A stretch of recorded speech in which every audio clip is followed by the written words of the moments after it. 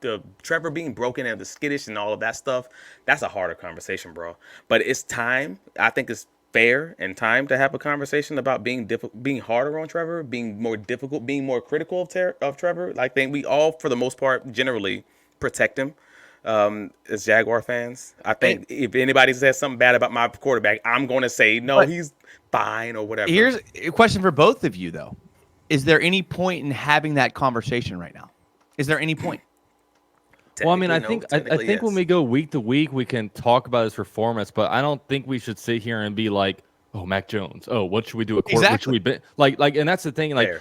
And I think at this point, I think the most concerned I've been about Trevor Lawrence after this past Monday, but it's not like I'm sitting here saying like, "Oh, we made a mistake giving him money," or that Right. we need to bench him, or we need to make another move, or whatever. It's like I don't believe any of that, but like like I was saying earlier, it's really difficult because I believe in the talent, but I, I don't think we're doing him any favors right now. Like I don't think the offensive coaching is good. I don't think this organization is good. Obviously last game I thought the offensive line was good enough for him, but there's even times like I remember in week 2 when Brian Thomas Jr. made that deep ball catch, like that throw might not have been the perfect throw, but he was able to get under it and catch it. There's so many times where like Trevor Lawrence will make these throws, like he should have had a touchdown to Christian Kirk, but it hit him in the face mask. And it's different things where it's like there's very rare times where like receivers will make a great play for Trevor Lawrence. It's always like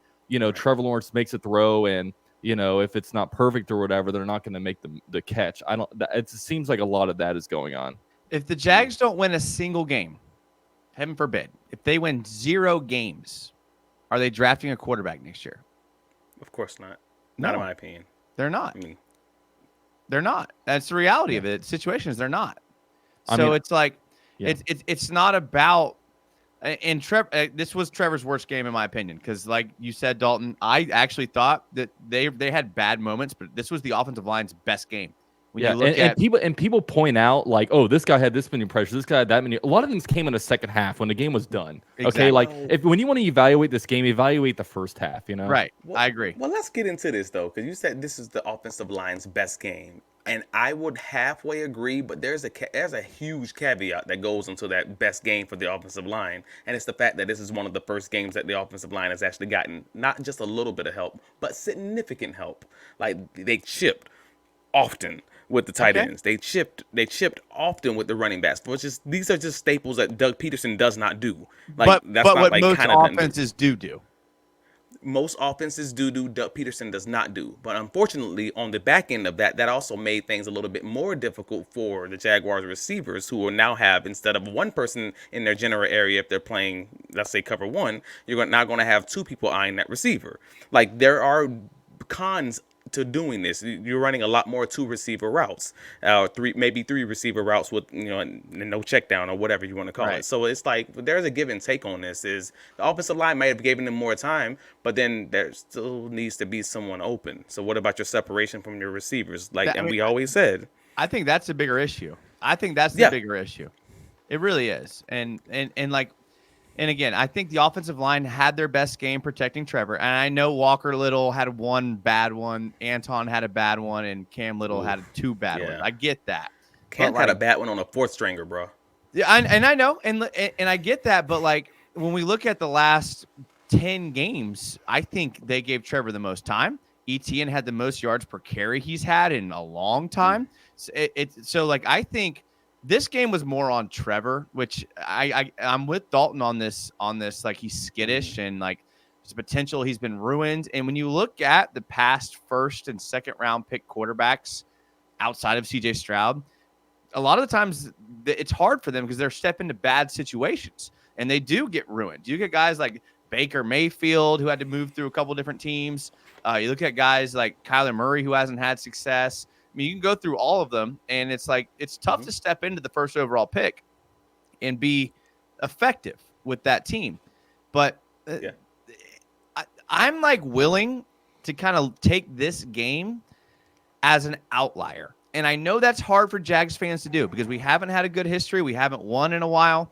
But when you look at spreads and you look at like the standard NFL game, they typically don't go beyond 7-point spreads. And so Right. when a team is in a situation like the Jags were, when you have Mac Jones versus Mitch Trubisky at the end of the game, I kind of take that game because you don't see that happen very often.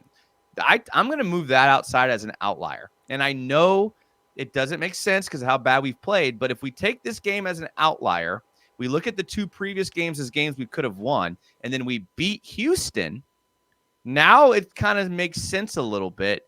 I know I'm kind of grasping for straws here, but all it would take for that to come to fruition is for us to have a good, complete game and beat Houston. And that could happen. So that's all I'm saying.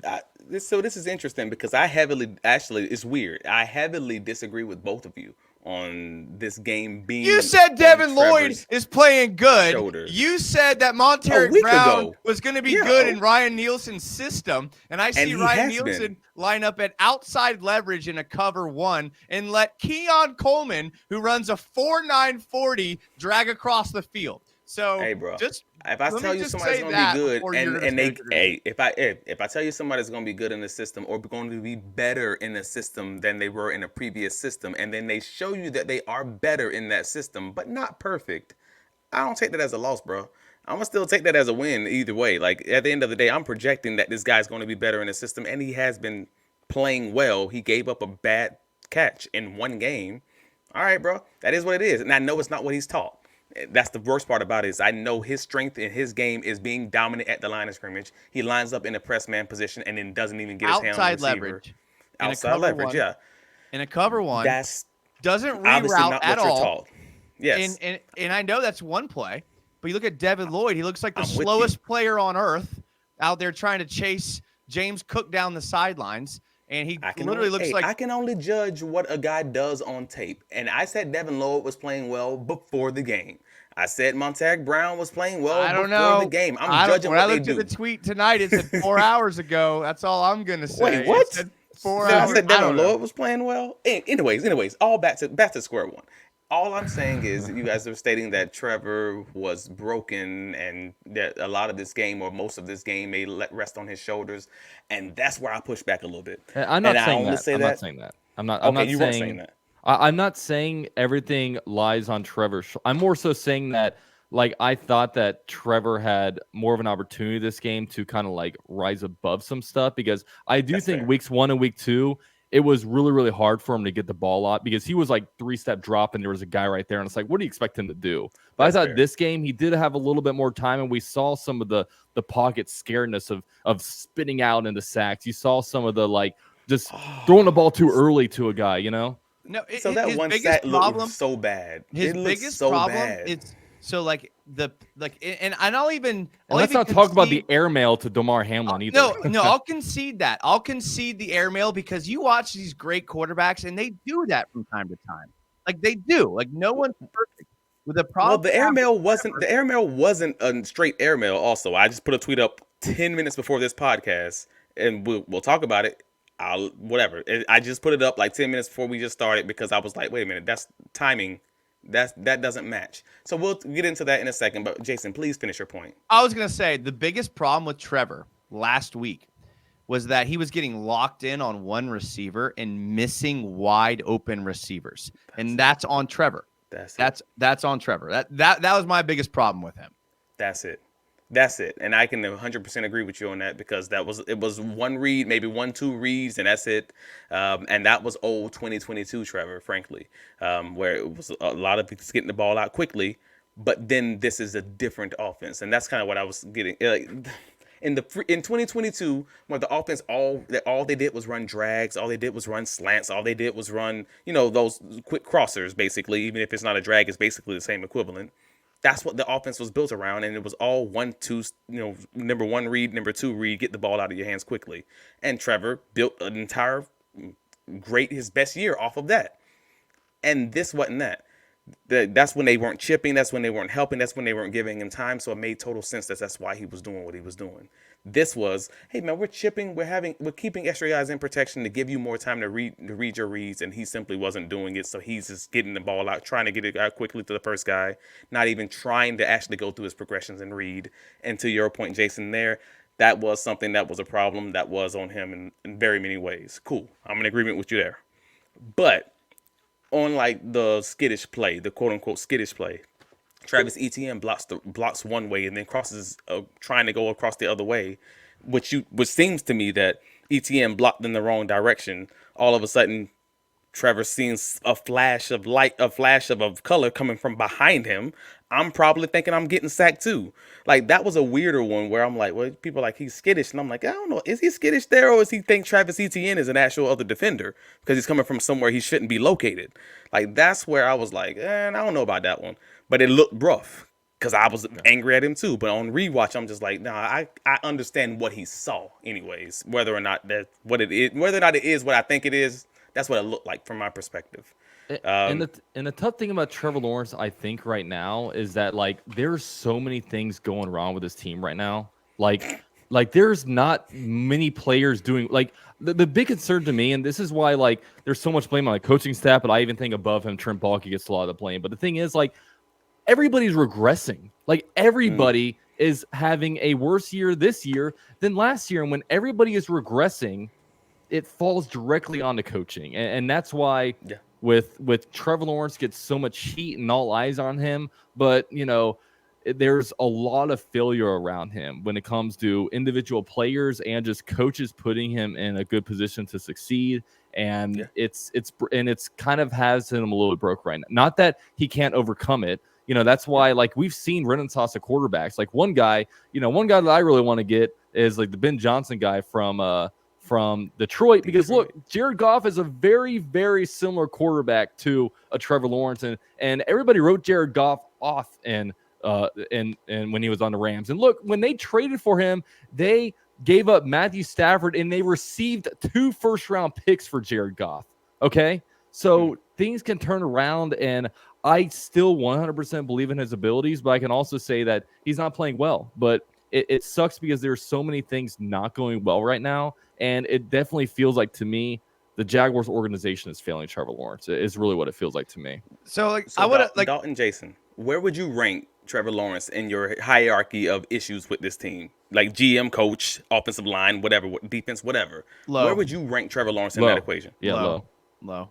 Like for me, it goes from the top bottom. My order of blames. It's like it's probably Shad Khan for keeping Trent Baalke around, then Trent Baalke, then Doug Peterson, then coaching staff, then players. I mean, that's honestly for me. Well, I mean, this kind of goes to I think where you're going, Travis, and maybe reinforces my point. Is like I was going to ask you guys, who do you blame more in this Buffalo game? Because like I said, weeks 1 and 2 we lost. It sucks, but we were in there and we were like we should have won Dolphins game. We didn't play well in the Browns game, but we had a chance there at the end. In this Bills game where we crapped the bed, do you blame the offense more or the defense more? Because I watched the entire game and I rewatched it, and the Bills had one negative play on offense where the running back tripped and fell behind line of scrimmage, and Josh Allen had 6 incompletions in the first half, with 2 of them coming on the last drive of the half. So 4 incompletions and 1 negative play. Do you blame we're spending here talking all the time about the offense. Are you blaming the offense for this game more or the defense? That's a hard line. If you ask me to just say 2 words, or 1 word, offense or defense, then I gotta say defense. If that's the pure answer, because you can't win if you're giving up freaking 34 points at halftime, like obviously. But if I'm more critical of the offense, that's why. I'm more critical of the offense because I acknowledge that the defense probably just don't got the dogs based on who they had available, whereas the offense still looked exactly perfectly anemic as they looked every other week since, I don't know, week 11 or 12 last year. They've still had the same issues, and I would feel more comfortable if I have a losing team that can score 21 points or 25 points or 30 points or whatever the number is, losing in a high score affair. I'd feel comfortable with that. I may even feel a little bit happy about that. I don't feel happy about having a team. This takes me back. This gives me PTSD, bro. This is where I'm at. Takes me back to old Jaguar times when there is no hope. There is hello darkness, my old friend. Like all that. Like that's where we are right now. If I can't score, what are we talking about? This is football. If we can't score, we can't win. I don't know. Yeah, and I agree with you. Dalton. I have so much to say about that, but say it. You want okay. Get off your chest. Get off your chest. It's one thing if it's one thing if your defense is like sucking, but you've invested all of your free agency and draft capital in the offense. And like, okay, you know what? We're going to try to get into a shootout with you because we got dogs on offense. But we invested so much into defensive linemen that aren't even active scratches on the team. And then we go out and we draft one receiver and take these mid receivers on the offense, and you expect them to get into a shootout, and you want to see the offense perform when they've invested so much capital into the defense. I'm with you where I want to see the offense like get into shootouts, but Trent Baalke and this organization has been like, no, you know what? We're going to split up the capital, whether it be free agency, cap salary, and draft picks between defense and offense. So the defense has to hold a little bit of weight if that's how you're going to distribute your money and your capital. Yeah. And the defense gave up one negative play in the first half. And what do you expect the offense to do when it's 21-0 in the first half? They can't run their offense with ETN and with Tank Bigsby and their two tight end sets because they have to score points quick. So I don't feel like you're comparing apples and apples when you're talking about wanting to get into a scoring match when your team has invested equally into the defense and they give up one negative play to the Bills. That's the only thing. Why did the team invest so much into the defense? Is because they felt they needed to rebuild that defense and they thought that their offense is going to be good. That's the piece that you're not acknowledging there. I'm acknowledging that. What do you mean? That doesn't justify your argument. That just means they're idiots. Well, no, yes, exactly the point. Okay, the people who are in charge, you're acknowledging that they're not the smartest in the bunch right now. So I don't know what to do about that. Like, if you can't score 21 points in today's NFL, and Trevor said it after I believe it was after the Cleveland game. If you can't score 21 points in the NFL, or if your defense holds your opponent under 21 points, you are expected to win. The Jacksonville Jaguars at this current moment in time cannot score 21 points, and they haven't been able to for a while. What do you do with that information? Everybody got to go. Like, absolutely. I mean, we need to. And you know, one thing that was funny was like, I don't know if it was Jason or Jordan that asked us the question, but like, at what point do you get to your record where you want to start losing games for draft capital? I almost have a different perspective where, like, you know, last night Demetrius Harvey came out with a tweet saying that a source someone that's close to Shad Khan basically said that Shad Khan is pissed. He's as mad as he's ever been. That is one reason why if the Jaguars just keep losing, I'm not super mad at it because I want Shad Khan to feel the pain. And I don't want all of a sudden us to squeak out some wins and we finish the year. Like if you start off the year 2-7, then all of a sudden you rattle off wins and all of a sudden you're 8-9 at the end of the year. And he looks at, you know what? We were doing good at the end of the year. We were on the up and up. I almost want this team to pretty much bottom out in some sense, just so Shad Khan will get the message that, dude, get rid of everybody and then do what the Gators are probably going to do when they search for their next head coach. Don't let Strickland do it, okay? Let people who are smart at football actually go out there and put the people in place because it's clear that Shad Khan, like, in my opinion, he's been a great business owner. And for him, like, he's the only reason why Jaguars are staying in Jacksonville for 30 years. He had no ties to Jacksonville. Since he's been the owner, we've seen teams move to L.A. We've seen teams move to Vegas. We've seen teams move all over the place, but the Jaguars have stayed put in Jacksonville because of him, and he's over here building us a new stadium. So it's not that he doesn't care. I mean, he cares. He's spending – it's an open checkbook for him. He'll spend money on whoever the GM wants. But his issue is that he's not putting the right – football people in place, and he needs to understand that, like, he needs help in this. And I think he's been too tunnel vision. I think, you know, with the whole when he hired Urban Meyer, I think that he knew this guy, he locked in on him. He didn't want to hear what anybody had to say about him, whether all the red flags about it. So I think that, like, the more you lose, the more pissed off he gets, and then you're going to clear in house, because I'm not going to be happy until we clean house. That's one reason why it's a new low for us. Like, we've been low because we've had terrible rosters and we don't really know our future. Right now we're low because we think that we have this quarterback with all this talent, but he is not playing well at all. And you have national media people saying that he sucks. And, you know, you even look at the national media people say he sucks, but we see all these different clip ups where it's like, look, Trevor Lawrence is doing decent, but look at these route concepts. Like, look at this play design. There's so many things wrong with it. And I think for me, like, man, if we lose games, I'm not even going to get all that mad because I want Shad Khan to be mad.